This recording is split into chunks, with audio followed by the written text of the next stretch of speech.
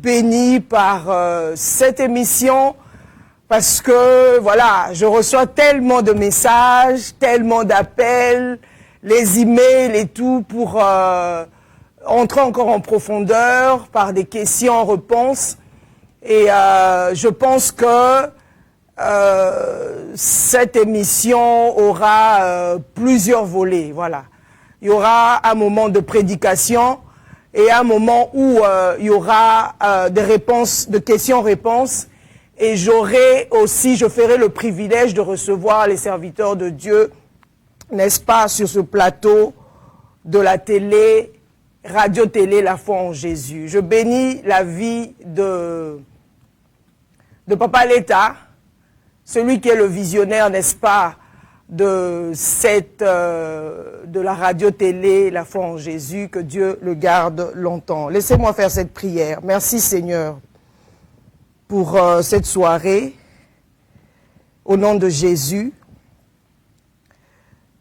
Père, laisse que ce soir soit un moment riche dans ta parole, dans la connaissance de ta parole, que les yeux de nos esprits puissent s'ouvrir afin de comprendre l'Écriture. Nous sommes reconnaissants pour l'œuvre parfaite achevée de Christ à la croix. Merci parce que Christ est mort pour nous, il est ressuscité, il est assis à la droite du Père pour nous comme étant un souverain sacrificateur, comme notre intercesseur, le Seigneur de Seigneurs. Nous lui sommes reconnaissants parce que c'est par lui que nous avons eu la réconciliation avec le Père. Merci pour le message de ce soir, que ce message, Seigneur, puisse transformer une personne qui me suivra. Au nom de Jésus, j'ai ainsi prié. Amen. Gloire à Jésus. Voilà, nous avons entamé une thématique, la rédemption. Comme je l'ai dit, c'est un thème qui nous prendra peut-être, je dirais, 2 ou 3 mois, parce que c'est la base. C'est le soubassement du christianisme. Une personne, c'est vrai que c'est le ABC du christianisme. Si une personne comprend très bien la rédemption, qui est simplement le soubassement du christianisme, cette dernière grandira, n'est-ce pas, dans la connaissance de Christ convenablement, et ne se fera pas manipuler.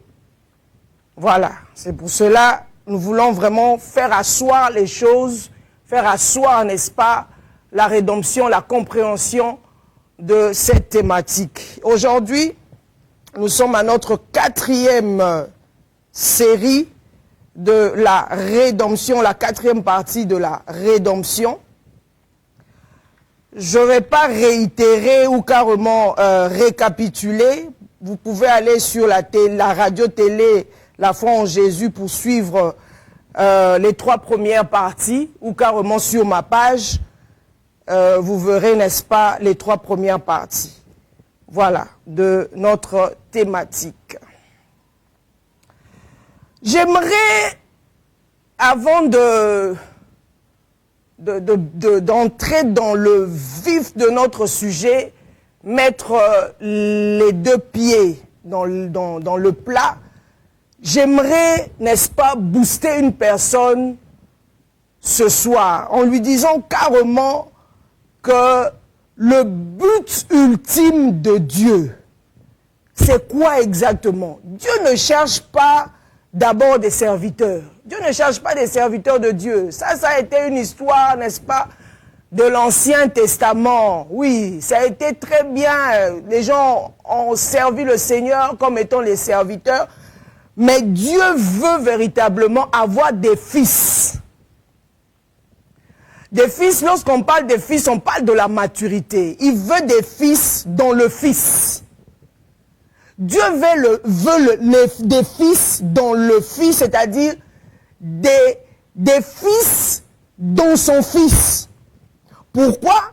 Parce que Romains 8, 29 nous dit ceci. Nous dit que, car ceux qu'il a connus d'avance, il les a aussi prédestinés à être semblables à l'image de son Fils, afin que son Fils soit le premier-né entre plusieurs frères. Vous voyez? Donc, le but primordial, le but ultime de Dieu est qu'il y ait des fils dans le Fils, que des fils puissent avoir véritablement l'image, n'est-ce pas, de son Fils, pour vivre avec lui dans une création glorifiée. C'est ça le but de Dieu. Dieu veut être avec l'homme. Dieu veut habiter avec l'homme pour l'éternité dans une création restaurée, remplie de sa gloire, où tout reflète son amour, sa justice et sa sainteté. C'est ça le but de Dieu. Dieu veut être, n'est-ce pas, avec l'homme. C'est le but, n'est-ce pas, de Dieu. Dieu ne veut pas que l'homme soit à l'image. L'homme soit déchu, soit à l'image du diable, soit à l'image de Satan. Non, il veut que cet homme qu'il a créé à son image et selon sa ressemblance, soit avec lui. Comme le dit dans Apocalypse 21, verset 3, la Bible dit, « Voici le tabernacle de Dieu avec les hommes. Il habitera avec eux. » Dieu veut habiter avec l'homme. Dieu veut être avec l'homme dans l'éternité, dans la gloire avec l'homme. Parce que l'homme a été créé, n'est-ce pas, à l'image de Dieu et selon, n'est-ce pas, sa ressemblance. Mais le problème, comme je l'ai dit, le plan de Dieu, le dessein de Dieu est parfait. Le dessein de Dieu est éternel. Le dessein de Dieu, n'est-ce pas, est établi avant la fondation du monde. Dans l'éternité, le plan de Dieu est parfait. Le plan de Dieu, n'est-ce pas, ou le dessein de Dieu est selon, je dirais, sa pensée ultime d'être avec Dieu. Dieu a aimé l'homme avant la fondation du monde, comme je l'ai dit, n'est-ce pas, dans les émissions précédentes. C'est ça son but au fait, d'être, n'est-ce pas, avec l'homme.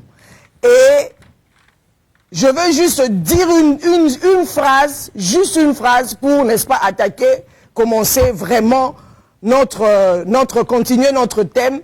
J'ai dit ceci, j'ai dit que Dieu a préfiguré la rédemption, donc il a anticipé la rédemption finale en Christ à travers des alliances, des sacrifices et des actes prophétiques.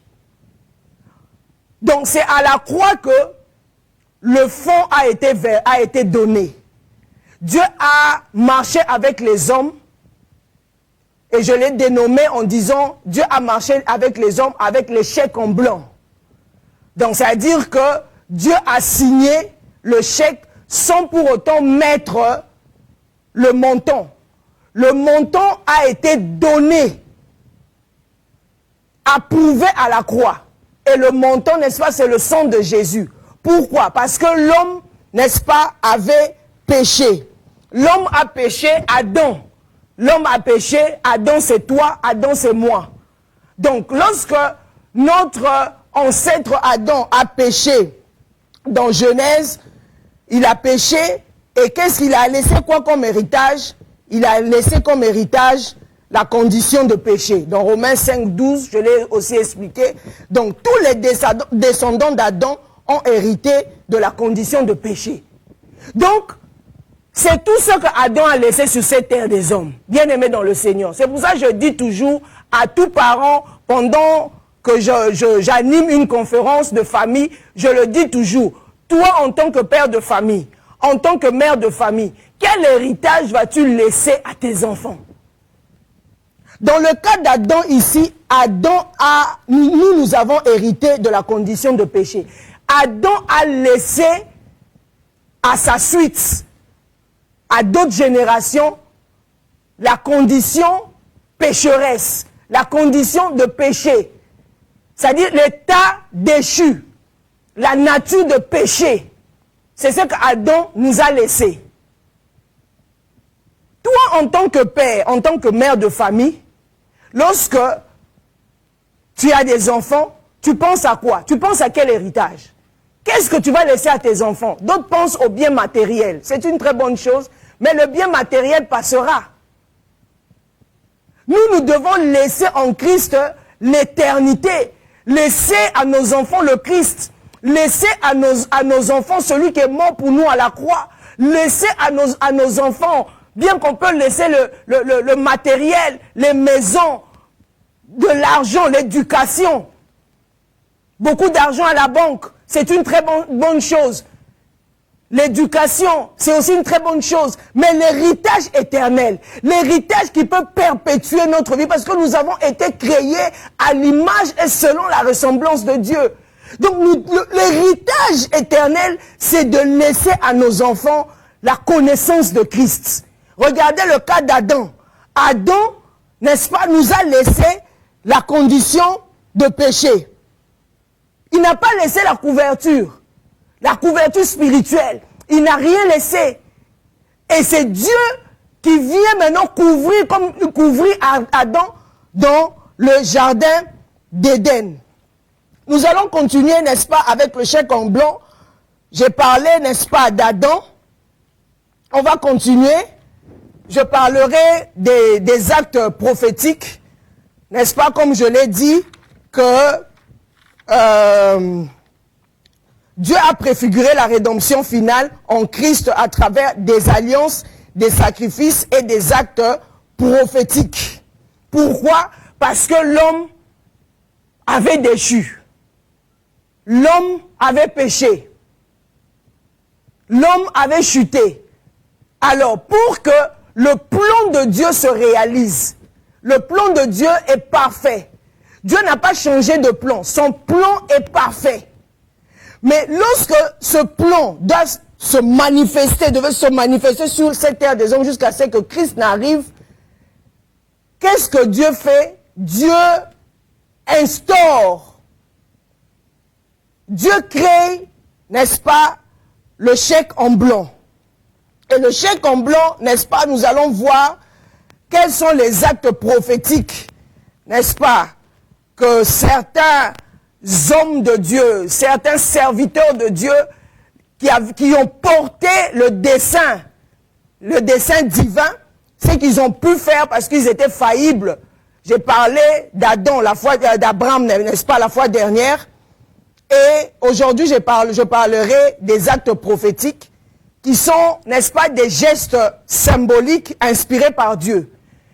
Et ça annonce ou préfigure une vérité spirituelle future, souvent liée à la rédemption en Christ. Donc ce sont des gestes symboliques, des gestes que les hommes, n'est-ce pas, posaient, qui étaient, n'est-ce pas, inspirés par Dieu.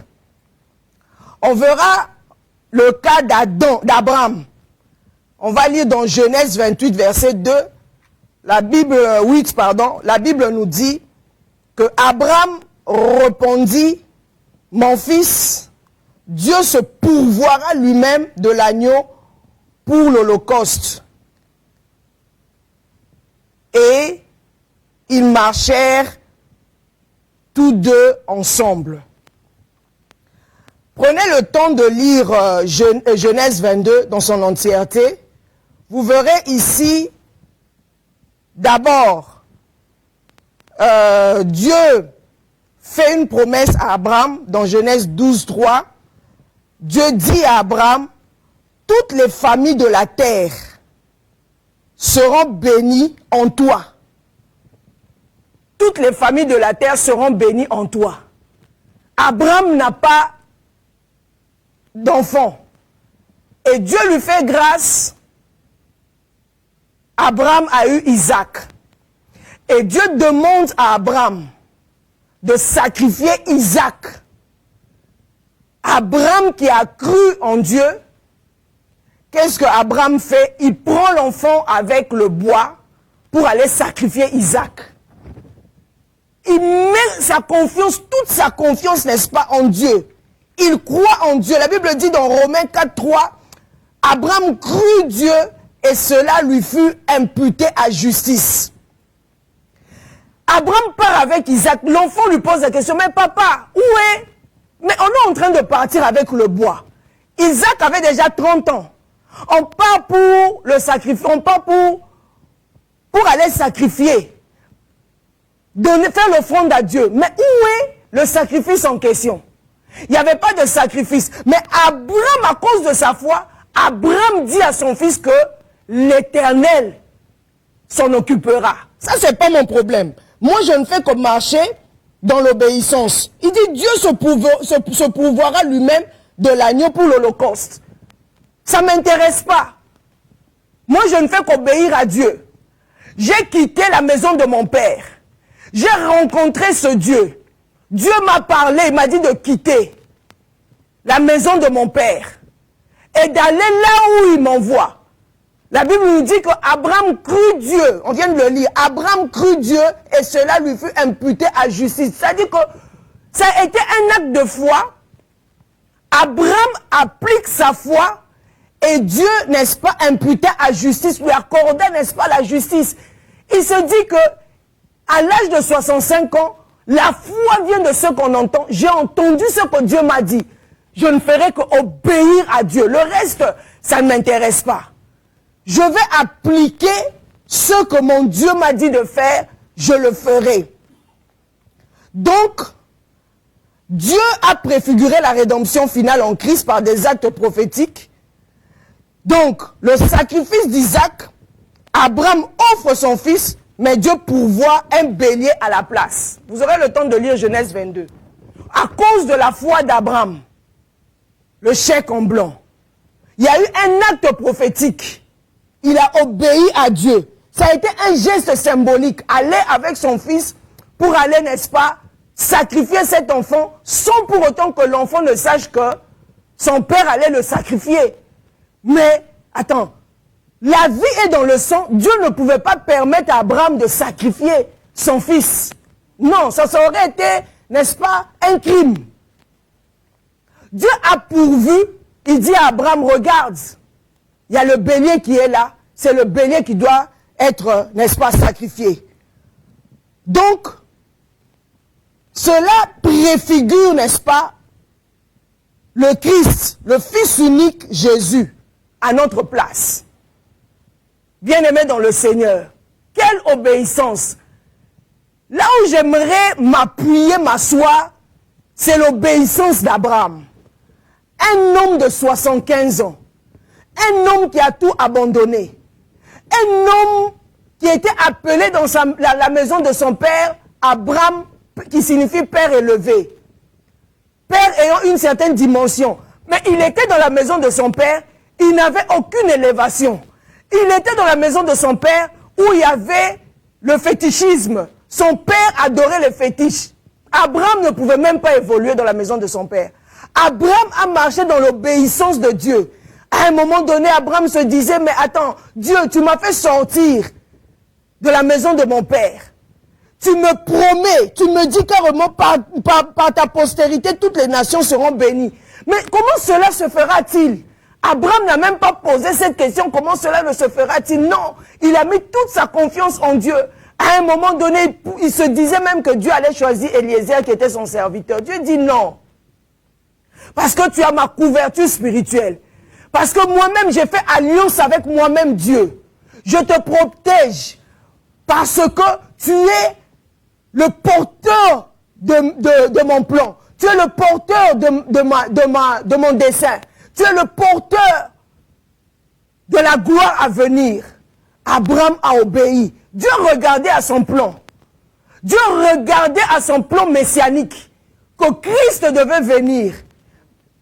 Donc, Abraham a obéi. Dieu a protégé, n'est-ce pas, Abraham. Et l'obéissance d'Abraham, n'est-ce pas, a accepté de sacrifier Isaac.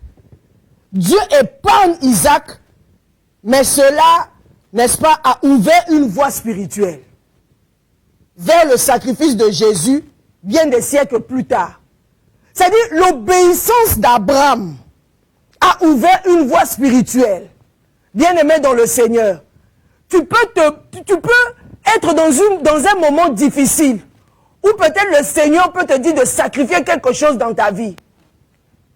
C'est difficile pour toi, comme le cas d'Abraham. Dieu lui demande Isaac, pour voir à quelle dimension Abraham pouvait aller avec le Seigneur. Abraham pouvait marcher avec le Seigneur. Abraham pouvait mettre sa foi, n'est-ce pas, dévoiler sa foi jusqu'à un certain niveau. Abraham a dévoilé sa foi, son amour pour le Seigneur, bien-aimé dans le Seigneur. Et c'est ce qui a fait qu'il y a eu une voie spirituelle qui a été, n'est-ce pas, ouverte à Abraham.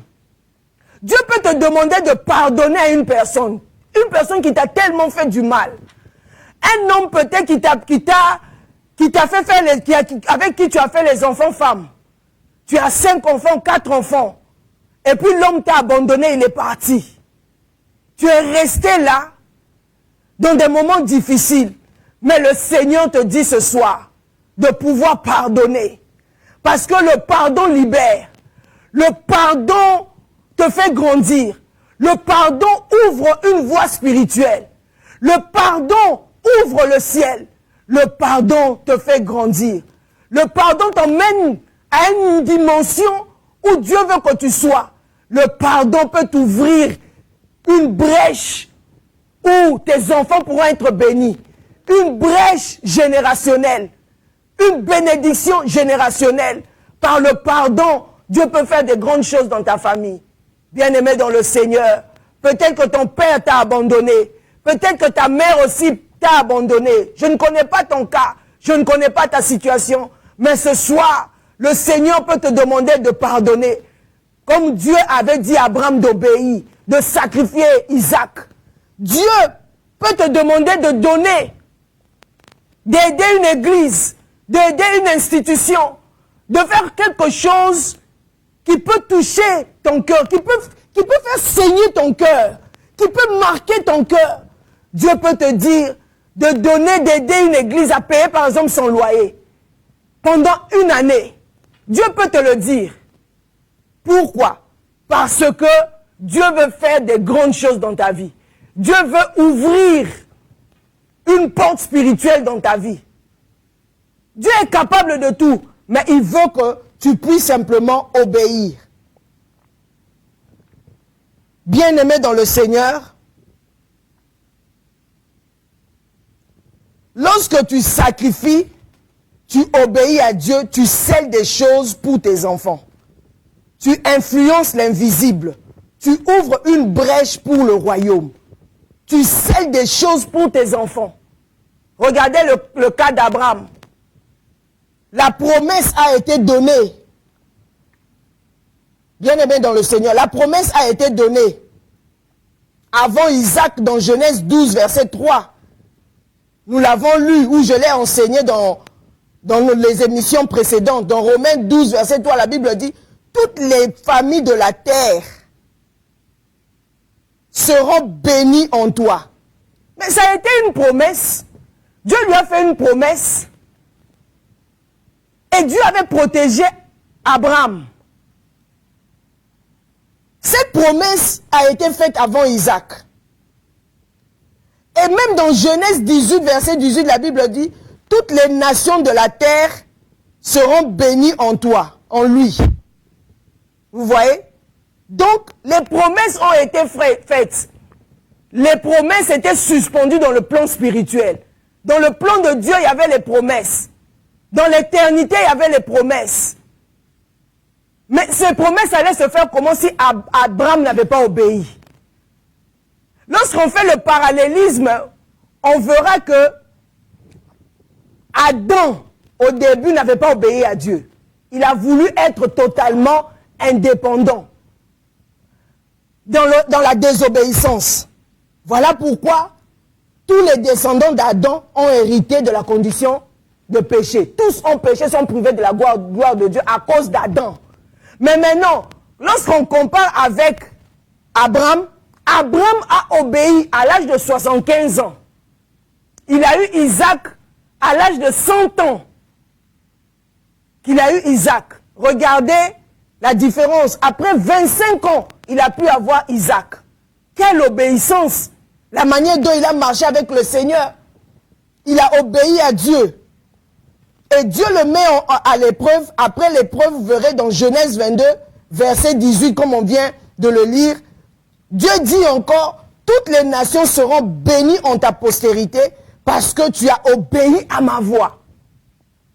Parce que tu as obéi à ma voix. Bien-aimé dans le Seigneur, je dis bien à cause de l'obéissance, tu influences l'invisible.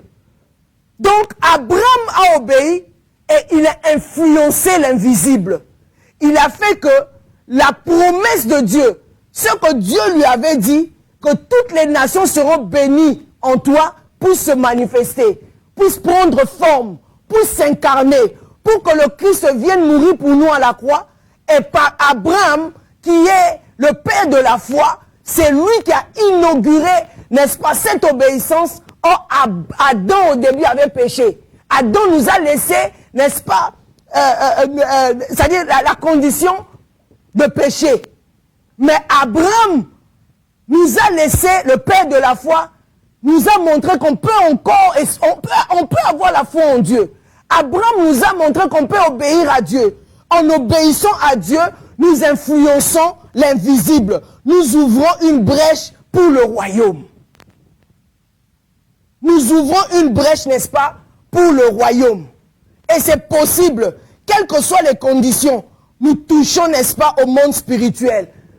Quelles que soient l'épreuve que tu passes actuellement, quelles que soient les situations dans lesquelles tu te trouves actuellement, Dieu est capable, mais il te demande simplement d'obéir. Quel que soit le temps, quel que soit, n'est-ce pas, les souffrances que tu es en train d'endurer, de passer en ce moment, tout est possible à celui qui croit. Mais il faut avoir la foi en Dieu comme Abraham. Il faut obéir à Dieu. Dieu tu as plusieurs promesses. Mais est-ce que tu obéis à l'ainsi dit l'Éternel? Est-ce que tu obéis à la parole de Dieu? Abraham avait obéi à Dieu et il a ouvert une brèche, n'est-ce pas, pour le royaume. La promesse existait avant le sacrifice d'Isaac, mais elle a pris un poids nouveau après son obéissance radicale. La promesse existait, mais elle a pris un poids nouveau après son obéissance. Donc ça a été, n'est-ce pas, je dirais, la confirmation solennelle. Et ce modèle est prophétique. Dieu a préparé le salut avant la croix, mais la croix l'a scellé définitivement. Dieu avait déjà préparé ça. Avec Abraham, c'était la préfiguration. Dieu l'avait préparé, mais ça a été scellé définitivement, n'est-ce pas, à la croix, lorsque Jésus allait à la croix. C'est lui qui est le Fils unique. Dieu a tant aimé le monde qu'il a donné son Fils unique pour que nous puissions avoir le salut. Abraham a donné son Fils unique. Mais Dieu ne peut pas tuer l'homme. Il ne veut pas voir le sang couler, non. Parce que la vie est dans le sang. Il a vu pendant cette épreuve la foi d'Abraham. Et, n'est-ce pas, à cause de la foi d'Abraham, l'obéissance d'Abraham a rencontré, n'est-ce pas, les promesses de Dieu. Et c'est ce qui fait que, n'est-ce pas, il y a eu ouverture d'une brèche pour le royaume. Aujourd'hui, nous croyons en Jésus-Christ. Jésus, n'est-ce pas, est mort pour nous à la croix. À cause de l'acte prophétique, n'est-ce pas, d'Abraham. Nous allons encore plus loin. Toujours les actes prophétiques qui sont, n'est-ce pas, les chèques en blanc. Nous verrons le deuxième point, le sang de l'agneau sur les portes. Dans Exode 12, où, n'est-ce pas, où Dieu parle aux enfants, Dieu parle, on va lire Exode 12, juste un verset, où on parle de la Pâque. Exode 12, verset 13. Exode 12, verset 13, la Bible dit, le sang vous servira de signe sur les maisons où vous serez, vous verrez le sang et je verrai le sang et je passerai par-dessus vous. et il n'y aura point de plaie qui vous détruise quand je frapperai le pays d'Égypte. Voilà.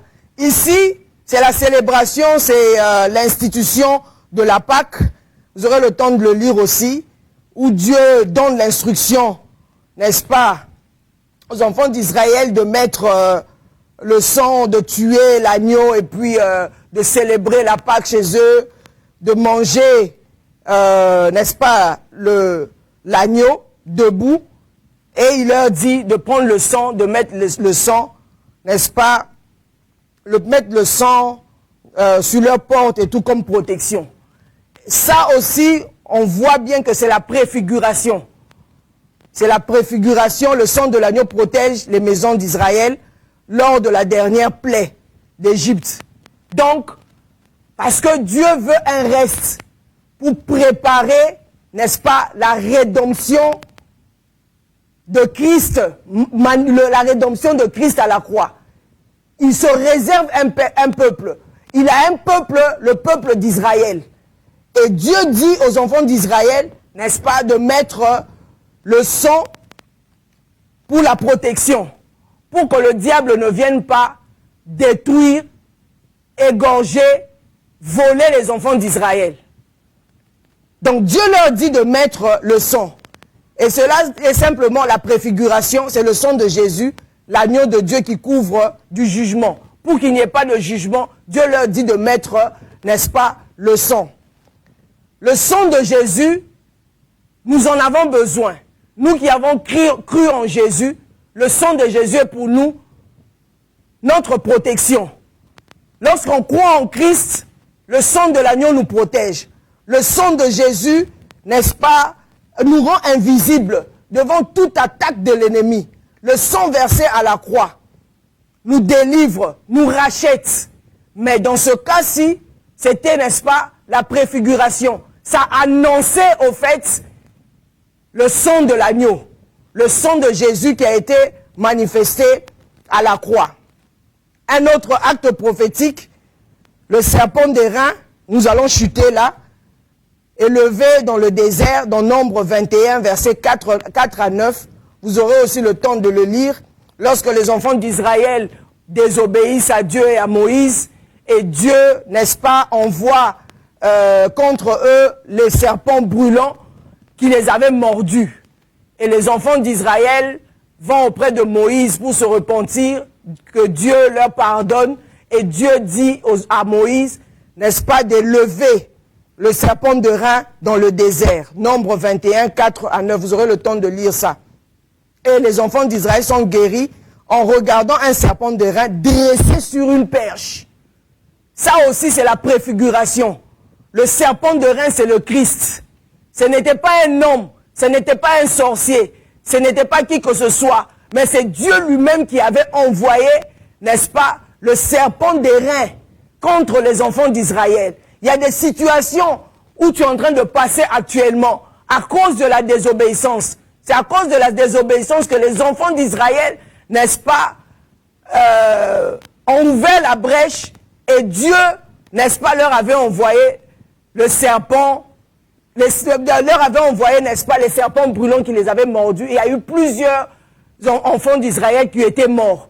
Mais la seule solution, Dieu n'a pas dit à Moïse d'aller chercher la solution ailleurs. La solution ne venait que de Dieu. Dieu dit à Moïse d'élever le serpent d'airain, qui est la préfiguration de Christ. Bien-aimé dans le Seigneur, quel que soit le problème, quelle que soit la situation, quel que soit le serpent qui peut te mordre, dis-toi que la solution c'est le Christ. La solution c'est la parole. La solution n'est pas ailleurs. La solution c'est la prière. Entre en profondeur dans la prière. Interroge le ciel. C'est Dieu qui peut te donner la solution. Aucune autre personne ne peut te donner la solution. Il n'y a que Christ seul qui est, n'est-ce pas, notre solution. Les enfants d'Israël sont guéris en regardant un serpent d'airain dressé par une perche, sur une perche, pardon.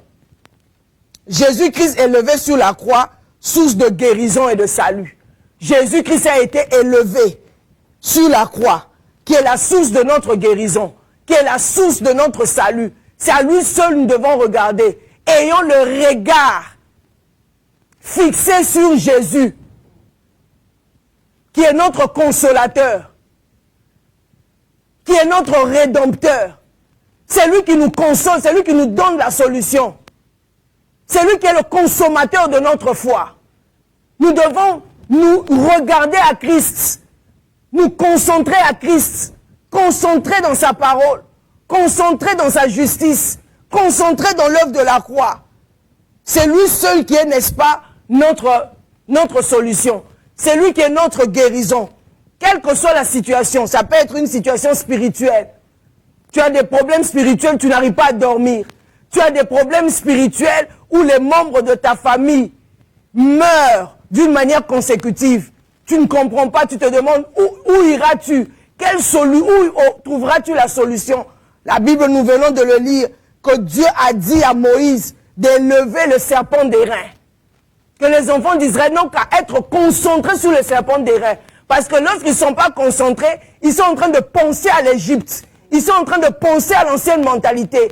Regarder à Christ, c'est avoir une nouvelle mentalité. Regarder à Christ, être concentré pour que nous soyons véritablement le reflet de son image. Que nous soyons véritablement les enfants de Dieu. Que nous plaisions Dieu, notre Père.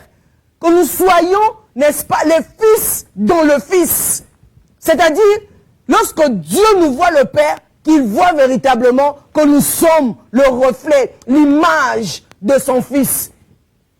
Nous qui avons le visage découvert, nous devons véritablement refléter le Christ, être à l'image de Christ. Une personne qui est concentrée, en train de regarder à quelque chose, change sa mentalité, change sa manière de voir les choses. Parce que la personne est concentrée en train de regarder, par exemple, un film.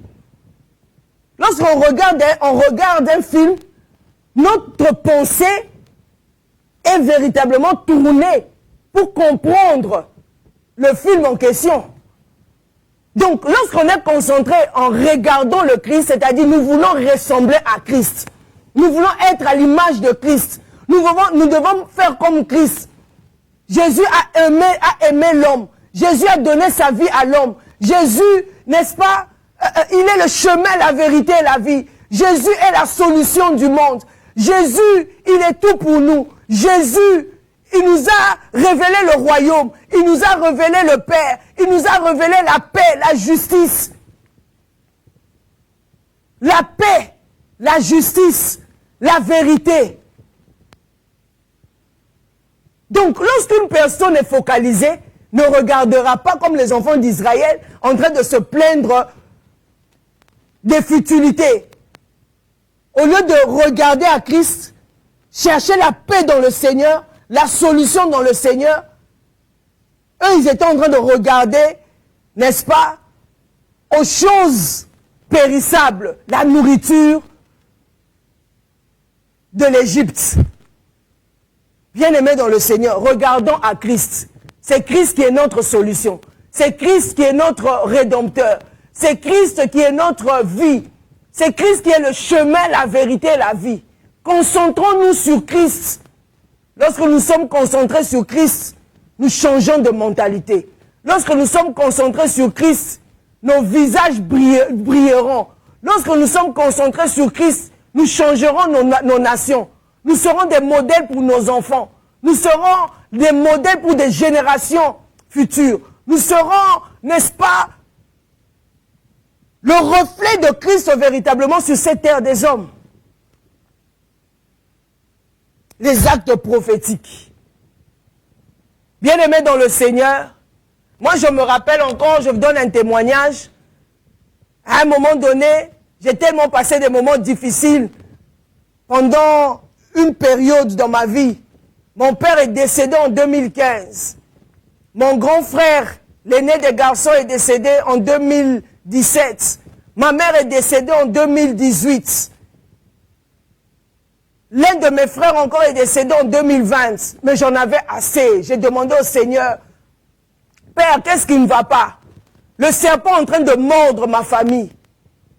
La mort est en train, n'est-ce pas, de rugir. Cette hémorragie, comment faire pour l'arrêter?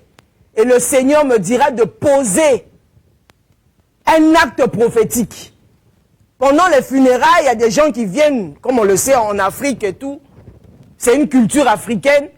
Pendant les funérailles, les gens viennent avec les enveloppes, tout, l'enveloppe d'argent, pour pouvoir, n'est-ce pas, assister la famille. Et les gens étaient venus à Kinshasa, chez nous à Kinshasa. Et voilà, on a vu, n'est-ce pas, voilà, les cotisations et tout. Les gens avaient participé. Mais il fallait arrêter cette hémorragie. Dieu me met à cœur, me dit, il faut arrêter cette hémorragie. Oui, tu m'as demandé, mais pose, n'est-ce pas, un acte prophétique.